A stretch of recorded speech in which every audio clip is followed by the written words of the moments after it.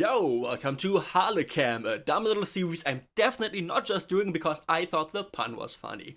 This is going to be me reacting to my own video, maybe have a few fun facts, talk about the editing, stuff I'd cut from the script, just random crap like that. I'm trying to keep this snappy and interesting, but I don't have a script in front of me. Normally, all the videos I have, I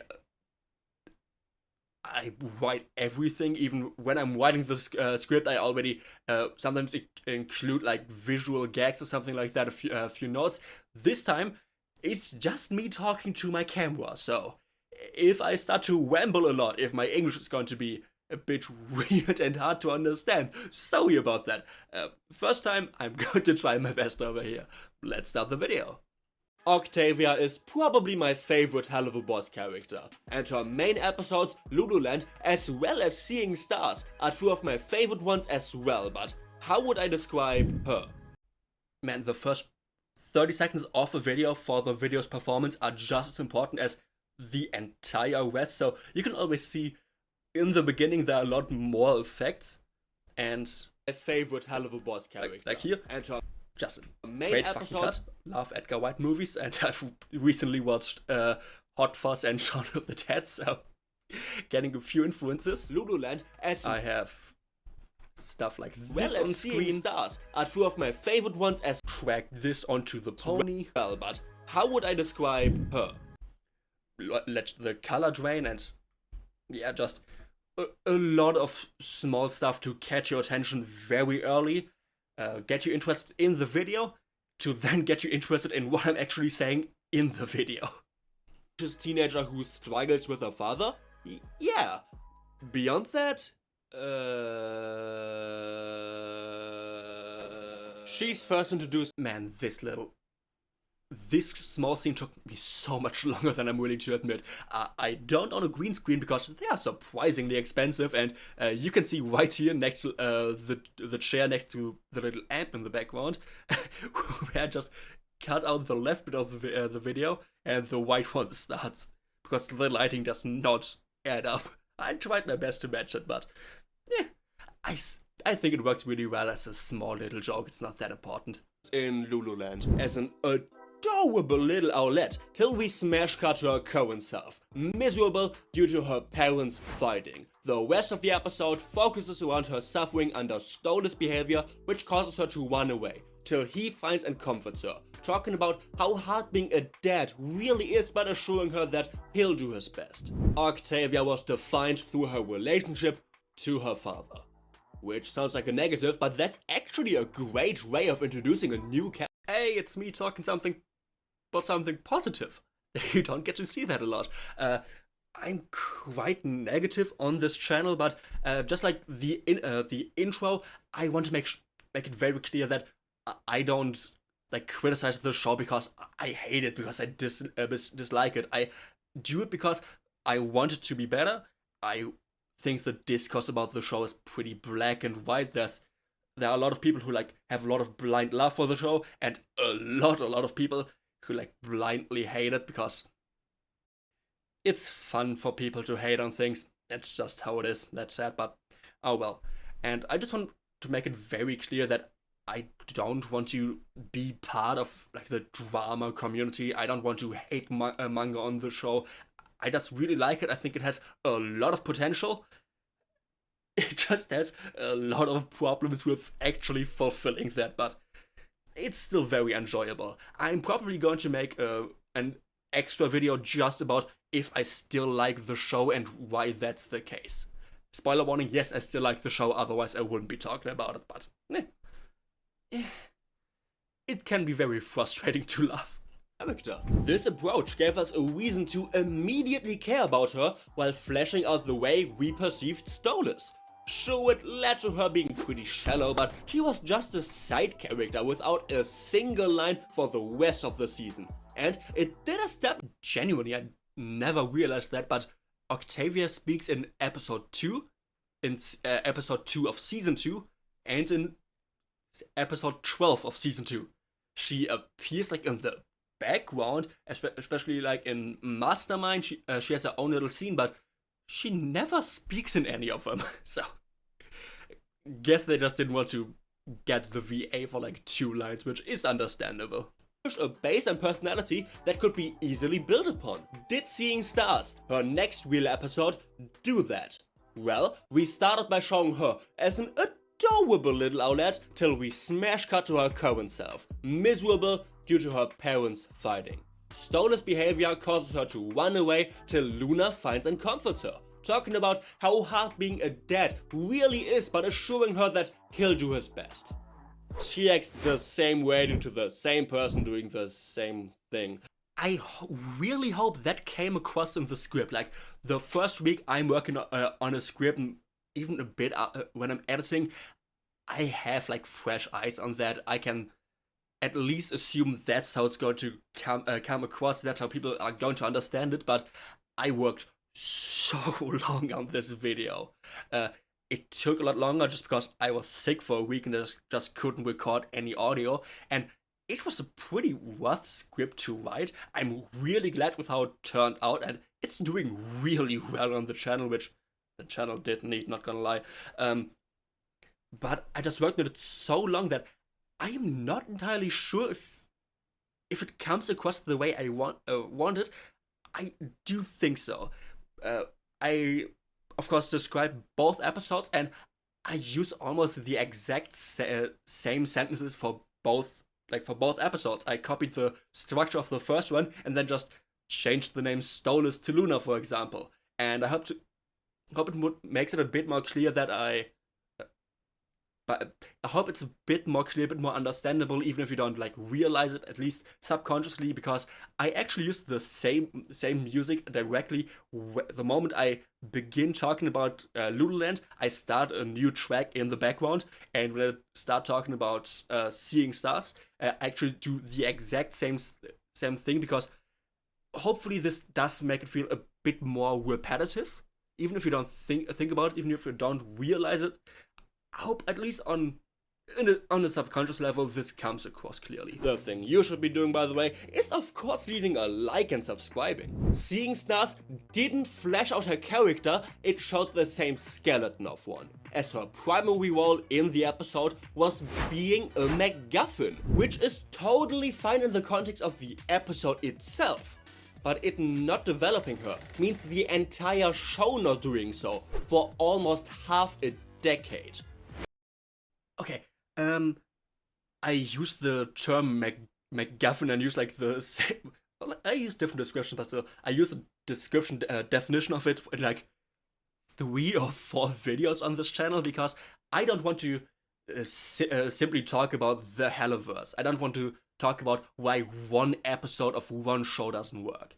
I want to help people understand why that's the case and how to apply it to like other shows, maybe even if you're writing yourself. I have 2 main goals on this channel, like work a bit against this black and white narrative that it sadly exists in both the fandom and the hateum. Hate them? Is that a word? I don't know. I'm just going to continue and gloss over that. And I just want to help people get a better understanding. That's a bit pretentious of me, I'm well aware of that, but oh well. I got at least one comment under this exact video that was talking about them actually realizing that there were a few things, a few aspects of their own story that they had to change, because a few of the problems I brought up right here occurred in their stories, and I was really happy about that. I think it's great to not only talk about one show, but have the stuff I talk about be applicable to a broader scale. I always want that to be the case. But did Sin Smith finally change this? Well, yes, isn't? It's weird. She definitely has a lot of time for herself, with multiple slower scenes which solely focus on her feelings and how she acts as a result. That's great. Yet almost all of her actions, there's so much small stuff in my videos, like the scene of the Karen client coming in. The moment she says yet is perfectly timed with her dropping the bag on the M&Ms, which first of all just makes me happy. I enjoy stuff like that. I enjoy Edgar Wright movies. So I use a lot of I use a few match cuts and stuff like that in this video, so dude is having an effect of me, great filmmaker. I just think it adds a lot of punch, it makes the video flow better, it makes it a lot more entertaining. It's just a small visual joke in the background that doesn't pull your attention away from the stuff I'm actually saying. Yet almost all of her actions are reactions to her parents, primarily Stolas. Once again, that one does pull away your attention, but I thought it was really fucking funny, so I did need to include that. And she's nothing more than an embodiment of the consequences. Oh yeah, Stolas has like a pretty big plant motif in the background. He feeds a plant at the beginning of Little Land. Right now we can see like the moment he doesn't live in the mansion, castle, whatever anymore, all the plants start dying. It's something that isn't really addressed in the show, but it always exists in the background, which is pretty cool. I think that should actually get more credit. Of Stola's behavior. That is an important role in the show, and she fills it very well, but she's entirely dependent on it. Yet, aren't all side characters entirely dependent on the main cast? I mean, it's not like we randomly cut to strike her out on a shopping spree. He only gets screen time when he has an impact on a main character, so why is this is all the same clip from Mastermind. Like, Striker gets there, no, he looks up. If we cut to the imps, I wanted it to like exactly cut when I start a new sentence, when I start important words. I always do that, so right now, I think when he comes up, it's like 80% speed, then it's normal speed. This is like maybe 50% of the speed. This always changes in my videos on a main character, so you see like he ducks down in slow motion right there. Why is this a problem for Octavia? Man, I had to like cut out every single frame of Octavia in there. I think I actually like skipped a few and you can't notice, which I needed to do that. This was a lot of work, which you don't really notice. This is pretty possible, not that hard to do in the earlier seasons, especially in like Ludoland, which is episode 2 of season 1. I use a lot of like colorful of lot of the normal characters in front of like a gray background. We just cut the character out, and the new season are just so detailed. They look so pretty that it's really hard to do that. I have to do this manually. DaVinci Resolve, the editing program I use, the software, does have a feature for that, but that costs like $400 and I do not have the money for that. But not for him. Well, what do you think Striker does when he's off screen? Plotting some plan, working some hitman job, being at a saloon, losing a game of chess against his horse for all I care. I could come up with a plethora of actions. I had to render this whole scene a separate project, because the program would just keep crashing otherwise.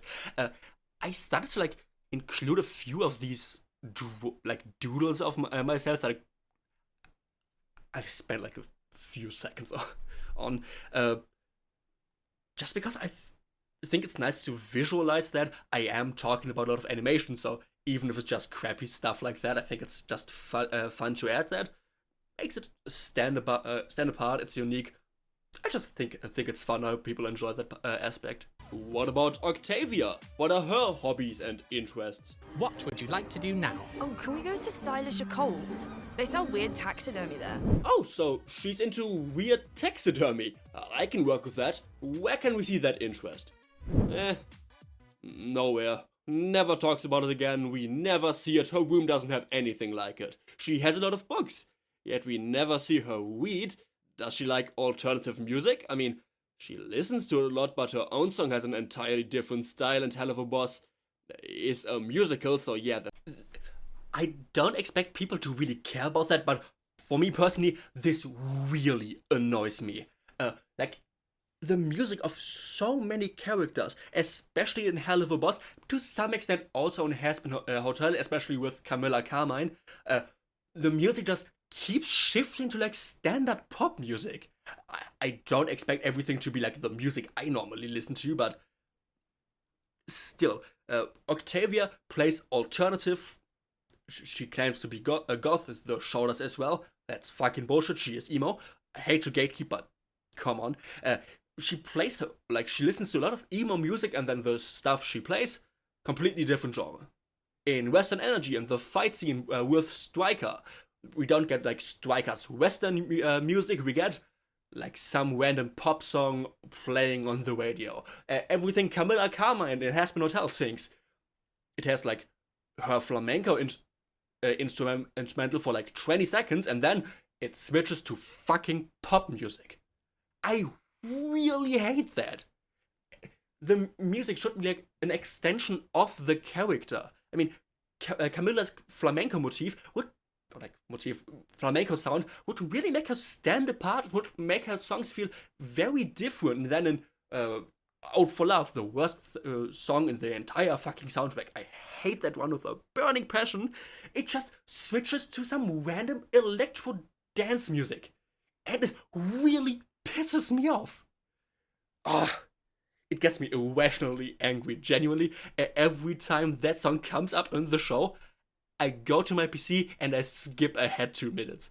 I can't handle it. It really makes me angry. There's gonna be music in it. There's only one interest I can't call into question. Her room has a telescope, books about stars, her shirt has stars on it as well, Stardust calls her Starfire, and it's even the driving force behind her actions in seeing stars. She's into astronomy. And even that, when you watch the show, do you really think like, do you really feel that she has a giant interest in astronomy, that she loves doing that? Like, we get a lot of aspects that like point towards it, but at least for me it never really felt like that. I only realized that when I searched for hobbies she has for this exact video. Maybe that's just a me thing, in which case please point that out in the comments, but I don't know, it just feels a bit artificial, I guess? Cool. Her personality is angsty, kind of reads, kind of into music, into astronomy. So she's kind of stoners.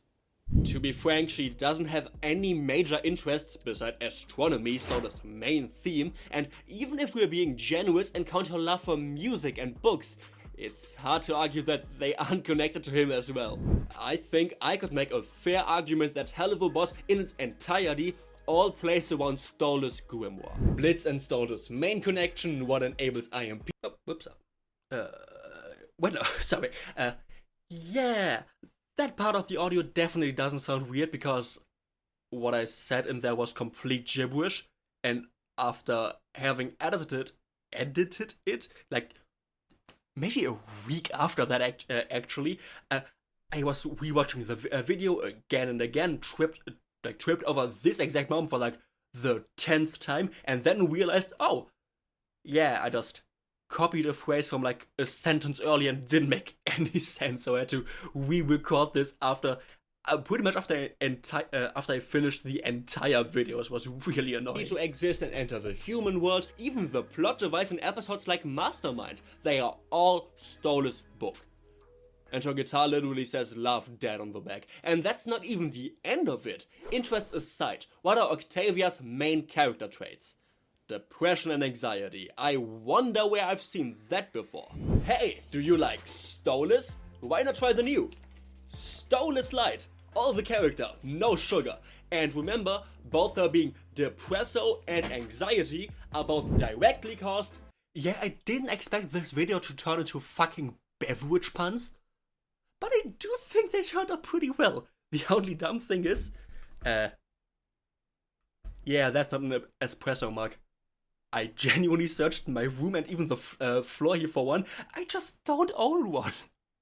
This is just the mug I have my sugar in for like the tea I drink the whole time, because otherwise the entire audio just turns into like my lip smacking sound and stuff like that. I never planned to turn this into like a fake ad read, even though I want to make a joke like that for quite some time actually. I just thought about like the Stolas and Stolas Light pun like joke.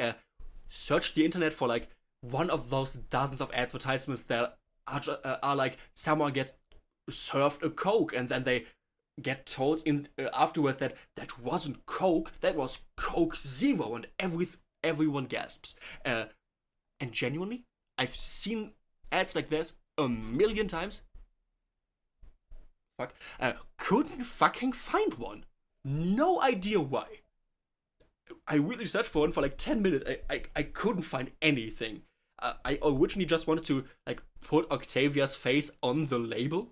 I think that would be really funny to like have someone pour the Coke into a glass and it's just Stole's face on the bottle, and then we switch over to the end where it's Octavia's. But I think the jokes is still pretty funny, even though it's a bit off this way. So, an anxiety are both directly caused by Stole's and Stella's constant fighting. Her interests and personality are copy-pasted from her dad, her storylines revolve around him. Octavia isn't written as a character suffering under Stole's actions and divorce, she's written as if that was a character. But when I started writing this script like 3 weeks before I got to this point, I already had that one line. I think it's pretty important to just have like a few punchy, memorable lines to like center my script around, because this is just the most important message of the video. She is trapped by this role, and it's a good role, but she's still trapped by it. Also, little Harlekin had the... Oh, you can't see that. Wait. Not what I want to get. Anyway, little Harlekin head up here. No, it's not. This might finally be changing. While her actions and sins let's totally ignore that her flesh... that her thumb also turns very fleshy and loses the outline, because this way I could just I didn't have to like key out her thumb in every single frame, which I would have to do otherwise. I just used the one to like a color picker and did like that. While her actions in Sinsmith were reactions to her parents, it ends by setting her up to act as her own independent character from now on. She feels tormented by Stella, attacks Androlphus, and pushes away Stolas. I am really curious as to how she will develop now that she's antagonistic towards... Oh yeah, I recorded this part of the video like 2 weeks after the rest, which you can see by me wearing completely different shit. Entire family. Will she really stay away from Stolas? Will she fight back against Androlphus and maybe even Stella? I don't know, and her rebelling against them is... This turned out so much better than I thought. I think it's really funny. It's such a dumb joke, like the fake doodles and stuff like that. I mean, this is just a block of color. The explosions, it's... it feels like freaking laser collection, like early internet stuff, but I think it's pretty funny. And I have like this paper visual in the background, which I'm a channel that talks about animation. I can't really animate, but I can do stuff that looks very bad on purpose. Also, much more important than you might think. Before I get to that, the self-promotion doesn't end with me telling... And this is the point of the video where like 10% of the people, like 5%, just skipped ahead because it's an ad and nobody wants to watch that. So let's do the same here. Over Stolas' possessions was Octavia being a minor, which she won't be for much longer. Her age was confirmed to be 17, all the way back in Season 2's first episode. When she turns 18, there will be chaos, with her at the center of it. This would be incredibly interesting, as well as a very natural way to progress her story, but does it address her problems? Well, how could it? Remember Striker, purely on screen when affecting a main character, still has multiple well-rounded personalities, because it isn't a... I hope this joke comes across the way I want it to. It works really well in the script, I just struggle to find a way to visualize it. I never intended like Striker to be the example, like the comparison I keep coming back to. It just happened at the beginning and it just works very well, and I didn't want to like have 2 examples where it's him and the third one is another person. That just felt pretty weird. I just think Striker has very strong characterization. It's just for like different personalities, so I hope it still works well. Storyline that flashes out a character. It's how a character acts within one. The storyline itself is of course important. Wait a second. character acts within one. The story. What's Luna's face here? I've never noticed that before. That looks so freaking odd. That's like the newest episode we've got. The storyline itself is of course important. Take it back, I thought that was Mission Zero. That was actually Seeing Stars. It dictates the amount of agency a character has and the number of choices they get to make. But Octavia, who had plenty of both, still ends up shockingly two-dimensional, even for a drawn character. No matter how many opportunities for characterization a story provides, the writing still has to take them, and Octavia's doesn't. Stryker's Western theme is present in so many aspects of his character.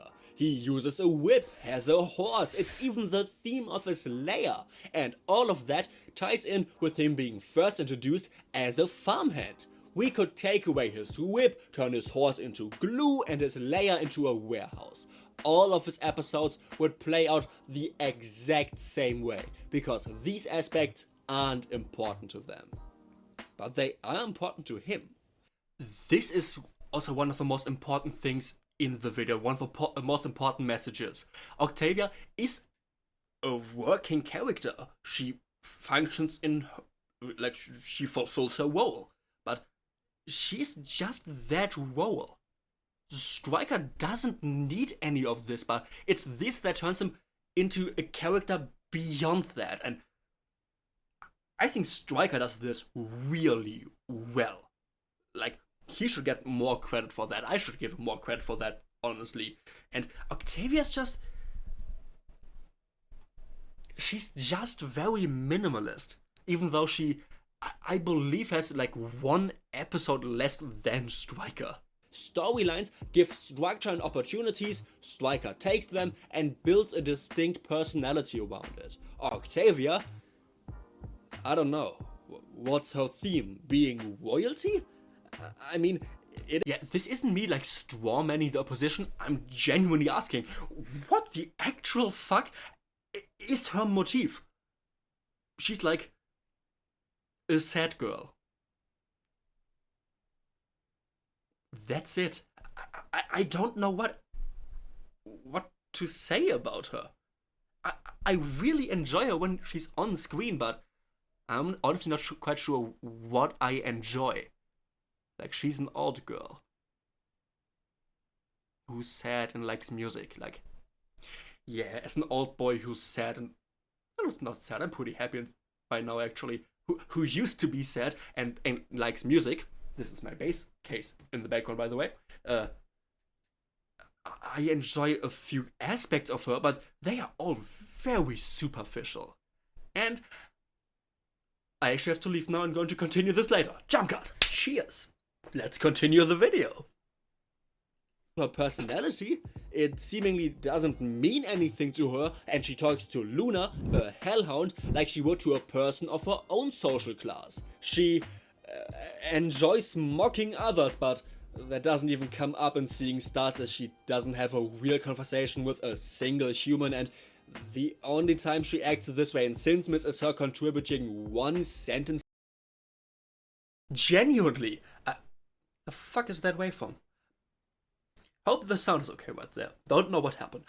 I'm really confused as to like how important that is to her character in Ludoland. It's something I genuinely don't really think about when I try to remember the episode. But that is incredibly important to her. That is one of her main personality traits, and it just never comes up again. It's really weird, honestly. To Blitzmocking and Ralphus, she does what storylines demand.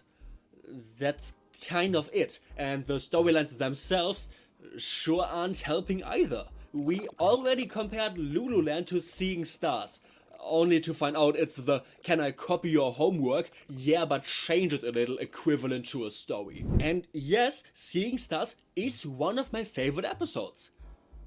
After all, it copied my favorite episode. But I never intended to be this negative about the episode.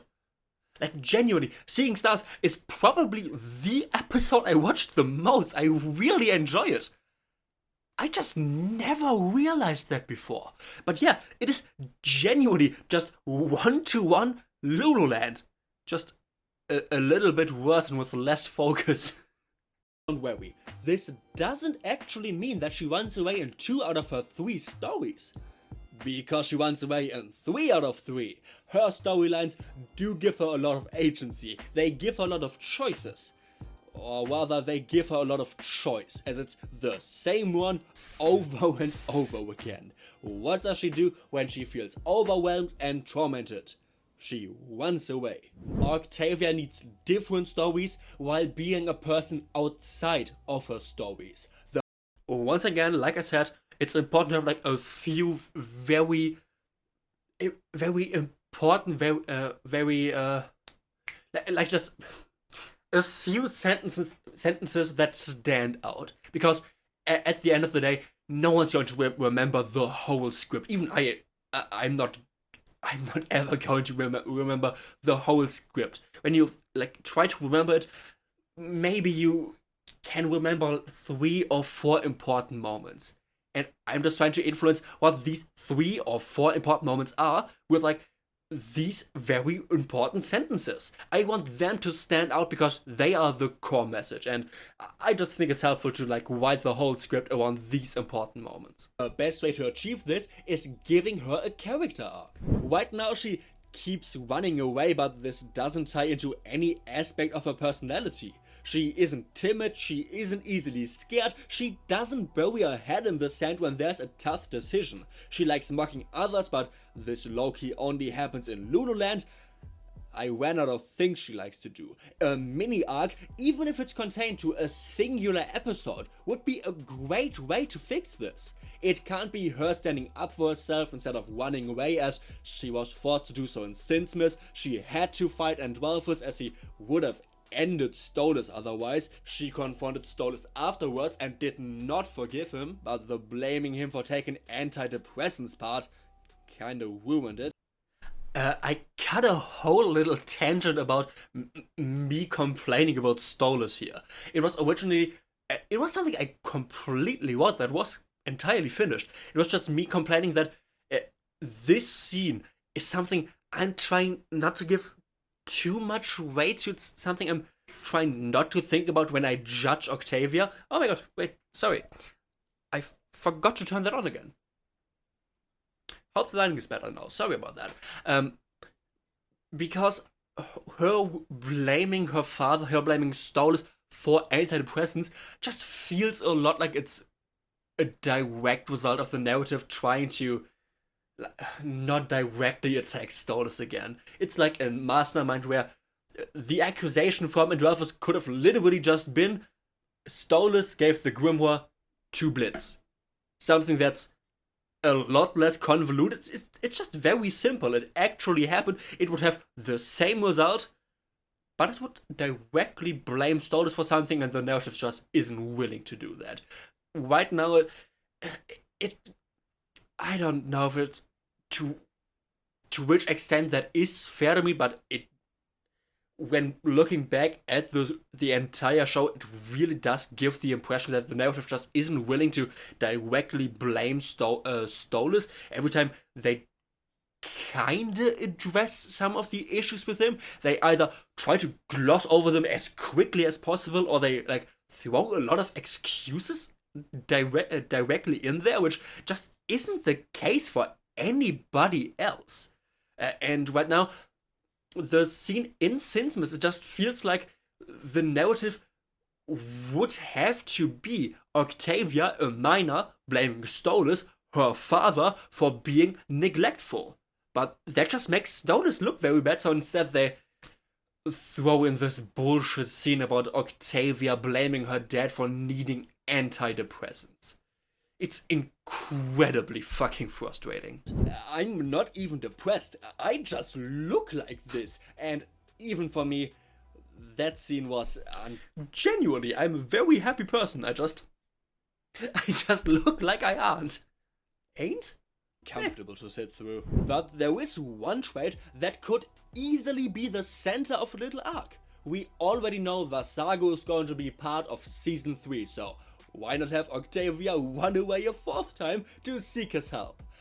Pop did confirm that I genuinely can't freaking access that tweet. That is so annoying. I searched for it on like the fandoms, like the different wikis, on Google itself, on Reddit. I just can't access that. I really wanted to put it on screen, but I'm just not able to. I just know it exists. I can see like the wiki saying, there it is. This is the link to the tweet. But I can't open the tweet. He is a good boy, yet he also looks... You're welcome for that little snippet. Now you have me calling you a good boy. Do with that whatever you want. I don't want to know what you're going to do. It's like a soft boy. So, why not have him help Octavia till her snarkiness hurts his feelings and pushes him away, which makes her learn not to be rude to those who don't deserve it. Or just... I was contemplating about using another clip there because the one with Stolas works really well. But Stolas very much is a person who does deserve it. So I haven't seen a single comment complaining about that, so I don't think it led to any misunderstandings. But it did honestly kind of worry about that. Just something. Genuinely, just freaking something. Give her more and actual character traits that are a real part of her personality. Not just a few actions that resemble one. Simply by letting her escape her role and be an actual person, she could turn into a relatable, tragic, and moving character. Not gonna lie, these like 2 lines between facecam 1 and right after that facecam 2 just exist because whenever the facecam is on screen, I try to look directly at the camera, and so I have to like learn the entire script by heart, and it was just a lot of lines, so I just thought I won't be able to learn all of that, so I just put these 2 lines in between. But it works really well. That's all Helliver has to do. That's the face cam. What you now have to do is of course leave a like and sub. And you really have to do that, which also counts right now. You have to like and subscribe. I don't know why I always like snap my fingers. That's not good for the sound. It always what's the word? Oh my god, we're directly at the end of the video and oh, that's a bad last impression. But I am going to commit to that. Bye!